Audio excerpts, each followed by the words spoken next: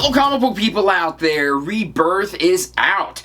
DC Comics will never be the same again. Before I go into any details, I need to let you know there's going to be major spoilers. Major spoilers. So be prepared if you watch the rest of this video. Before I go into that, anyone out there who isn't really aware too much about the DC universe, I want to kind of go through it very briefly. There are many different continuities that exist in the DC universe, going all the way back to Action Comics #1, meaning that if your great-grandparents were reading comic books back then, that continuity did exist at some point. It was very confusing for readers to read up on a new story and then having everything restart again because a new writer or new artist came in and decided they wanted to change everything. But then the crisis took place in the 1980s. The crisis got rid of all of these continuities and made just one cohesive universe for a long period of time. But then another crisis took place and the multiverse returned back again. There are several other mini crises here and there that took place in between all of this stuff too. But then another paradox event took place, and this was called Flashpoint. The Flashpoint event brought in the New 52 universe, which the New 52 universe is pretty much what all fans have been calling the new universe that DC Comics has been following up to this point from then. Although technically the old universe and the New 52 universe are supposed to be the same universe, it's just been altered. We'll just say it's a timey-wimey, wibbly-wobbly thing. And even though we've had several years of comics and continuity since that event took place, there's still been a lot of problems with the DC universe. Not only with continuity issues, but characters are missing, relationships aren't present anymore, and there's something, as Jeff Johns has stated, is missing out of this universe. All of that stuff is very basic. That's just the basics of the DC universe. Let me go into Rebirth now. Major spoilers. Wally West has returned. I figuratively lost my mind as soon as I saw that. I grew up knowing that Wally West was the Flash. I know Barry Allen existed, and I'd never put him down. He is a great character, and I know he's being pushed, especially being that he has his own TV show, and he's going to be a character in the upcoming Justice League movie that's coming out. I know there's another alternate version of Wally that's been introduced into the New 52 universe, which I'm all for that too, but that didn't feel like the same Wally. But anyways, back to this story. Wally's been stuck in the Speed Force.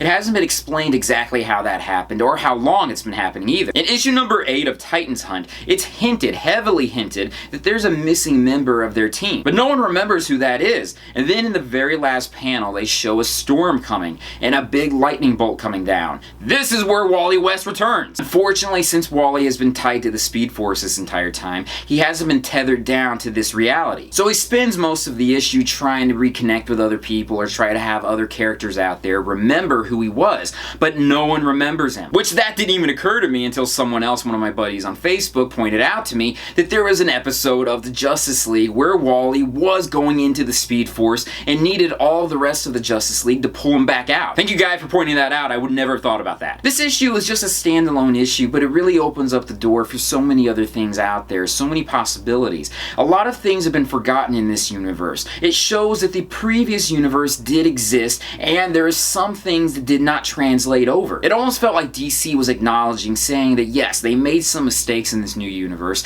and they want to try to fix that. There's something missing from this universe that didn't translate over. What that is can be defined in so many different ways. One thing that many people are hoping for is that in itself, hope. So many things in the New 52 universe seems to be grim and gritty, death and despair, no hope whatsoever. There's very few smiling faces, but this issue has it. But what's interesting about this new universe is where it came from. Many people are on the fence. Some people like it, some people hate it, some people haven't given their full decision yet. But I think it's a really interesting twist that this new universe was created by Dr. Manhattan, or he's directly responsible for altering the previous universe into this universe. I won't go into Dr. Manhattan and everything that he can do. He's pretty much a god. But in his own mini-series before The Watchmen, in the very last issue, he creates his own universe, or at least he starts to create his own universe. This would give a lot of explanation as to why the New 52 universe is so dark. And Dr. Manhattan's universe, there is no superpowered beings except for him, and his universe is very dark and very grim. I guess we're supposed to assume that Manhattan got rid of some relationships here and there, made us forget about certain characters like Wally,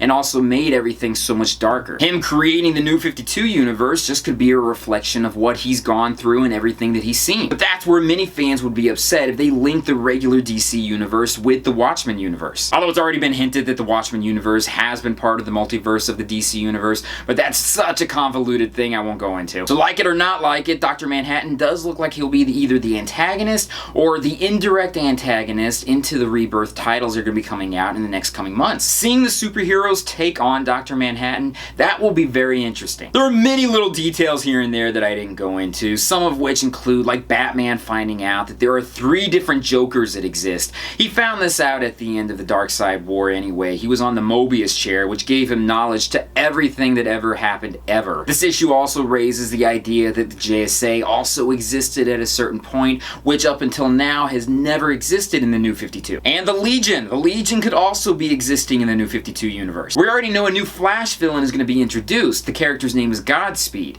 Whether or not this character is going to have some sort of relation to Wally, that's something that we're going to be finding out soon. If you're not aware, the Green Lantern Corps has been lost in another universe, has been trying to come back. Hal Jordan has been using some sort of weird gauntlet. I'm not really sure exactly. I haven't been following his title. But it looks like the Green Lantern Corps does come back and Hal Jordan does rejoin their ranks. Also, if you're not aware, the Darkseid War took place with the Justice League on Earth. During this time, his daughter Grail was introduced. At the end of the war, she got possession of the anti-life equation. Grail was born from an Amazon woman as well, exactly at the same time as Wonder Woman. So it is one of those coincidental things where it's like they're both Amazons, but they're both half gods as well. It also looks like a couple characters are going to be returning back to the DC universe, including Aqualad, Jackson Hyde Aqualad, and it looks like he's also gay. I think that's great personally myself, but I think some people out there are probably going to flip over that. Superman didn't make any real appearance in this, at least not the New 52 universe Superman.